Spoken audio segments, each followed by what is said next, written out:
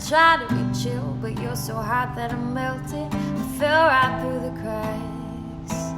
Now I'm trying to get back before the cool done run out. I'll be giving it my best days, and nothing's gonna stop me but divine intervention. I reckon it's again my turn to win some or learn some, but I won't hesitate no more, no more.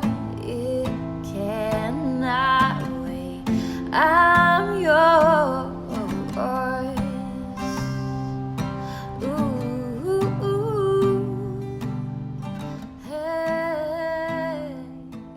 Socrates said that wonder is the beginning of wisdom. Welcome everybody to day 2 of Morning Coffee with your host, Rick Alexander. That intro music was provided by Brittany Taylor, Barbell Brittany on Instagram. You guys can go ahead and give her a follow. As always, if you're starting to dig the show, remember we're going to do this show for 90 days. If it gains traction, we're going to keep it, and if it doesn't, we will kill it off. Also, if you don't like it, let me know that too. If you're not feeling it, if you think it's too much in the podcast feed, just let me know, and we will take it into consideration for sure. All right, so today I want to talk to you about wonder. Specifically, where do we put our wonder as we age? So when I was a kid, I remember riding bikes with one of my best friends, doing whatever kids do on bikes, hitting jumps, massive burnouts, trying to get more air. But we would always stop. We'd ride around where we lived for, a certain period of time, and then we would kind of just sit and stop and talk about life and look at life the way that kids do, with kind of wide-eyed wonder. And I remember I always wondered if I could be a rock star when I grew up, or if I could be a race car driver. I wondered with such awe at like what would become of my life. And I remember talking to my friend, and I said, what do you want to be when you grow up? He said, you know what? I want to get a good, stable job like my dad has at Bath Iron Works. So Bath Iron Works is kind of like the shipyard in our hometown. A lot of people's family works there. And then a lot of, my friends grew up to end up working there as well. And it's an absolutely incredible job. So I'm not shitting on that. But at 10 years old, I remember thinking, like, what the hell? Like, you can be whatever, you can say whatever you want to me right now. I'm not going to judge you. I'm another 10-year-old. I just told you I wanted to be a race car driver. And he said, no, it's got, it's got good benefits. It's a good, stable job. It'd provide for a good family.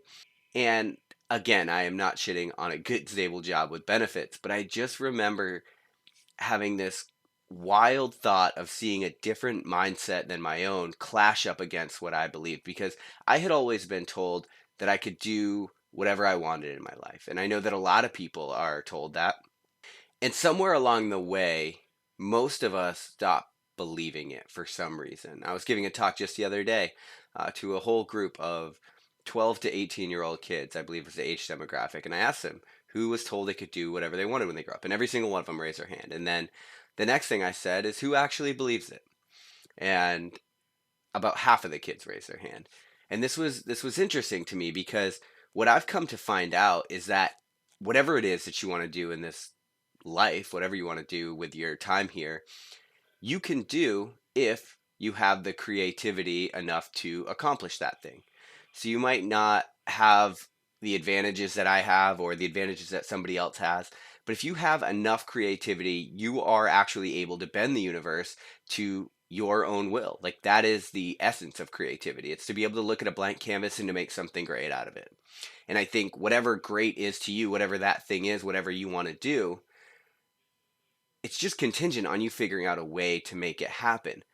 But when we wonder like what we could do, what we could be, somewhere along the way, when we're growing up, we put a different kind of energy behind our wonder. We start to wonder if they even like us, if we're ever going to be good enough. We wonder why we can't get a good relationship, and we wonder if we'll ever get a good enough job, or if we'll get the job that we actually want, the one that we're actually settling for. And I think it was Henry Ford that said, whether you think you can or you can't, you're both probably right. And that is completely true. And that's something I tell the kids. Like, if you believe you can't be whatever you want when you grow up, without a doubt, 100%, you are absolutely correct. If you believe that you can't achieve or accomplish the things in this life that you want to, I promise you, you are right. But if you believe you can, you can at least open the door to start figuring it out. I remember listening to an astronaut give a talk about what it was like when he used to tell people when he was a kid that he wanted to be an astronaut. And he had to go through unbelievable things in order to get where he currently was. But one of the things he said is everybody would point to him and they would say, the chances of you actually getting to go to space as an astronaut are, and then they would recite whatever it was, 0.001% or whatever the hell it was. And he used to say, right, but it's not zero. The chances aren't zero. If I say I can't do it or if I give up on this dream, then the chances become zero. And that's the only time that there's a 0% chance that I can accomplish what I want to. So as long as there's a decimal in there somewhere, there's a fucking chance that I can make this happen. I just paraphrased that quote. But that's worth thinking about. It's worth thinking about the wonder, the energy you put behind what you believe you're capable of doing. And it's worth thinking about why it is we have a problem putting more positivity behind our wonder. Because something happens when you go after what you really want in the world. You stand up, and then sometimes the universe sits you back down. We ask the pretty girl out, and she turns us down in front of our friends. Or we ask her to dance, and she turns us down in front of our friends. Or we say something in class, and we end up looking stupid. And the whole entire time, our subconscious is taking notes.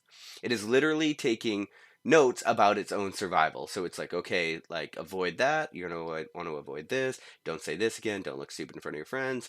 And then you just go on, and that continues to happen. But the problem is those things aren't serving us anymore.